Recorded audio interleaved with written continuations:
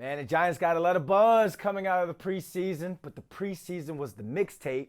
Now let's see what they do when the album drops, or in this case, the regular season hits. So let's talk Giants football with Nick Falato of Big Blue View and Big Blue Banter. Nick, appreciate you hopping on with this, man. I hope you was there with me with the whole hip-hop analogy. Brian Dable likes pumping Biggie in the locker room after a W's, man. So let's get straight into this, man. You know it. There's a lot of hype coming around this team, coming out of an undefeated preseason. So I ask you, is the hype real and something fans should get behind? Or are you taking it as it's just preseason approach and waiting for them to prove it in the regular season? I guess, what's your overall thoughts of the Giants coming out of this preseason? Thank you so much for having me, Brandon. And I'll say this, the hype is real. Now, you temper your expectations because this is the preseason, but the Giants scored 40 points last game. They scored over 30 in the previous two games. That is a lot of offensive output from a team that is ranked in the bottom, 28 over the last 6 years in offensive yardage and offensive scoring. So I don't know how you can look at this negatively. If you were to ask any Giant fan, hey, Jaxson Dart had this start that we just saw over the last 3 games, we would all have signed up for that after the draft. We would have been ecstatic. We would have been over the moon.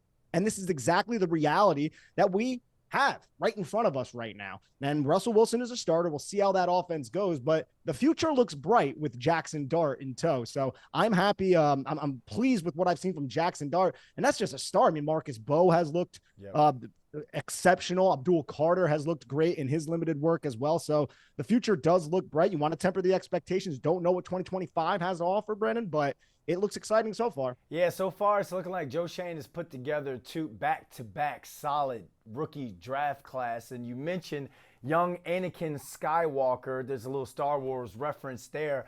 When they traded back into the first round to grab Jaxson Dart, did you think this kid was going to be this impressive this early?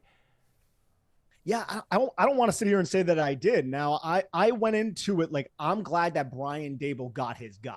So I'm going to trust Brian Dable, somebody who has groomed a quarterback in Josh Allen and got the most out of him, somebody who had a lot of success with Tua Tagovailoa at the college level. I'm going to trust the quarterback whisperer and hope that he identified his individual and that this player can live up to the expectations that all the Giant fans deserve at this point. And so far he has, but I can't sit here and say that I thought he was going to hit the ground running this quickly coming from a Lane Kiffin offense, but it really speaks to the character and the work ethic of Jaxson Dart and the coaching from the New York Giants, Shea Tierney, Mike Kafka, and Brian Dable. So since he's played above expectations so far, and this is Dable's guy, what do you want Dable to do with Jaxson Dart? Do you want him to start him right away or kind of sit him till he's either needed or he's ready to play? Yeah, sit him. I know it's easy to say, yeah, I want him out there right now, but I want to take a very conservative approach here with Jaxson Dart, because once Jaxson Dart starts, you're not going back from that. So I want to ensure that he is comfortable. Look, he has exceeded my expectations by a lot right now, but he is doing this against second and third string defenses who are pretty rudimentary. They're not running all that much creative blitzes or rolling coverage too often. Still, it's very impressive. But we have Russell Wilson in the building for a reason. And if the Giants offense sputters and struggles in the beginning of the season, you have Jaxson Dart waiting there. And I'm sure Dable will be judicious with trusting the process and getting Jaxson Dart out there when he is truly ready. And if the Giants do need him, depending on injury or Russell Wilson struggling. But I'm not saying that we should start him right now. I think the Giants should be a little cautious, but still, man, this is a great present to have under the tree. You know what I'm talking about? Yeah, and he's not even a stocking stuffer. He's one of those ones where you've been eyeing that box under the tree for quite some time. Like, yo, Santa really looked out for me this year. I must have been on that good list. And I continue to tell people, because, you know, there's this whole national media campaign or narrative out there that Jaxson Dart's better than Russell Wilson. He needs to go. He needs to start right away and go through the growing pains. There's no aura. There's no hype around this team without Russell Wilson. Russell Wilson stepped in day one, had those guys flying with those guys all over the country to get some work in, because he knew he had to hit the ground running. And the reason why Jaxson Dart has he was like 37 attempts during the preseason. Russell Wilson's going to his 14th year in the NFL. There was no need for him to play extensive minutes or extensive time to get a look at Russell Wilson. We know what he is. We know what he can be. And he kind of showed that with the deep ball to Bo Collins and the fact that he marched down the field that first drive, his only drive against Buffalo, and was able to get 3 points on the board. Had there not been back-to-back penalties, who knows? They might have even scored. But one thing I think that has been, or one unit that's played above expectations so that we can evaluate Russell Wilson, Jaxson Dart, Jameis Winston, and Tommy DeVito is the offensive line. These guys need their flowers for this preseason as well. So has this been, I guess, the most impressed you've been with the offensive line in recent years? Again, I know it's preseason, but so far. Absolutely. And we haven't even seen the star of the offensive line in Andrew Thomas yet. Even a player like James Hudson III, who has struggled with pre-snap penalties, the coaching staff trusted him enough not to play him yesterday, basically solidifying himself as that swing tackle. But you also have Marcus Bowe waiting. Left tackle, right tackle. He can play both. If you want to try him inside, I'm sure.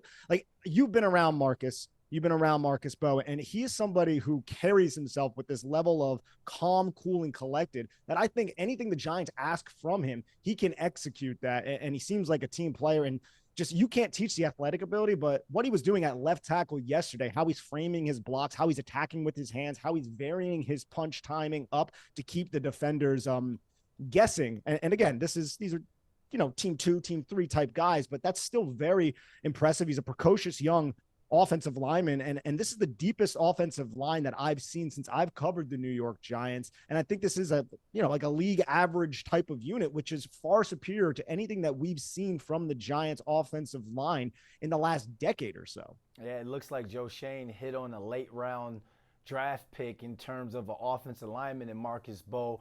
We're still waiting to see what he's going to get out of a first round draft pick, Evan Neal. Did Evan Neal show you enough for him to make the team and possibly be in that rotation? Yeah, I think he should. I think he should make the team. I don't think he should start right now. There's still lateral limitations with Evan Neal. Once his feet get moving, his chest ends up facing the deck. He's lunging too much, and I think experienced defensive linemen are going to be able to exploit that, even though there's limited space inside at guard, and it's not as highlighted his issues like they are when he's out there at offensive tackle. But you don't really gain too much from a monetary standpoint, from a financial standpoint, in releasing him. And he's still a talented player who can pave some paths in the run game. But I still believe Greg Van Roten is the better, more stabilizing option for the starting 5. But having Evan Neal on the bench to rely on, and maybe if you want to go big offensive tackle with 6 offensive linemen, he could be that last offensive lineman in a lot of run situations. He can earn value from that perspective and with that role. Yeah, everybody says once Big E gets up on somebody, he's kind of mauling that player. And yeah, I'm with you. If there's like some sort of heavy package where an offensive lineman has to come in and report, I think Evan Neal should kind of be that guy on that edge so he can seal that edge so Tyrone Tracy, Scatterboo, and those guys can get busy. Let's Riverside talk about the defense. Were you impressed? What was your concern? Any concerns? What's your thoughts on the defense? And you feel like there's any position that you'd want to see Joe Shane kind of go after to either add a starter or maybe even add some more depth? Yeah, 2 of my concerns with the defense heading into the season that could hinder the Giants overall is their run defense and their pass defense. But you haven't really seen that manifest in the games too much through preseason. Now it's preseason again, but if the Giants want to run a lot of these 2 high shells, a lot of these quarters and palms, cover 4, where you're a little bit lighter in the box, you need to have a strong spine defensively. So if I had positions that I would like to see Joe Shane maybe reinforce a little bit, the defensive line and then possibly the cornerback, because, I mean, we don't want any injuries to happen, knock on wood, but if something were to happen to Paulson Adebo, then you're looking at Tay Banks and Cordell Flott as your starting 2 boundary outside cornerbacks. And that just that gives me a little bit of consternation just because I don't think either of those players have proven anything consistently yet as NFL players. Although Flott had a really good preseason, we need Tay Banks to get healthy. I really enjoy and I'm very high on Tyler Nubin and Javon Holland, and I think Dane Belton's a good sub-package safety. but I am a little tentative with the run defense and the secondary still. So I'd like to see Joe Schoen address that if there is a player that he believes in that comes available. Yeah, I want to see Tay Banks get healthy and Cordell Flott stay healthy. Those soft tissue injuries kind of keep him out of the lineup sometimes, and he could be ascending, and then bam, here comes some sort of injury that kind of keeps him out for a little bit. Nick, last but not least, I'm not big on these in terms of predictions, but after you've seen this preseason, you feel the vibes, you saw the fireworks going up the MetLife Stadium the last 2 games. I think they almost even ran out of fireworks. We're not used to that many points being scored. What's your prediction for the 2025 Giants?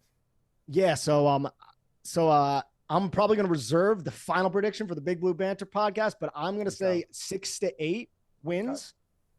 But with the caveat that the New York Giants will be a competitive team that people aren't going to be looking at and being like, oh, yeah, it's the Giants. That's an easy win. Yeah. If the offense can keep them on script, Brandon, and the defense can pin their ears back in the third and fourth quarter, this Giants team could be a playoff team that makes some noise in the playoffs. It really depends on the offense's ability to just give the defense some positive game scripts in the second half, something that this team has not seen in about a half a decade or so. I love it, man. I think this is the year they go from being looked at as the little Giants around the league to like, oh, man, the Giants are back.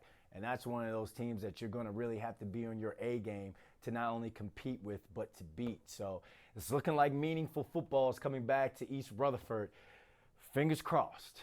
Fingers crossed. Nick, appreciate you hopping on with me, man. Thank you so much, Brandon.